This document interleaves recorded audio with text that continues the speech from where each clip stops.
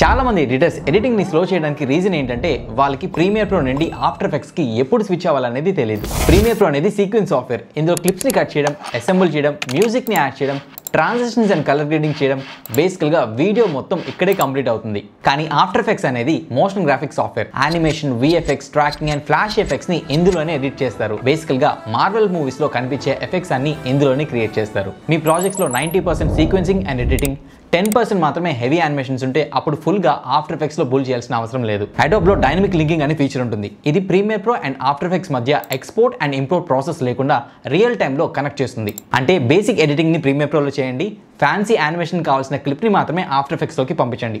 అక్కడ చేంజెస్ చేస్తే అవి ఆటోమేటిక్ గా ప్రీమియర్ ప్రో లోకి కూడా అప్డేట్ అవుతాయి. సో రూల్ ఈ సింపుల్, అసెంబ్లింగ్ అండ్ సీక్వెన్సింగ్ కి ప్రీమియర్ ప్రో యూస్ చేయండి.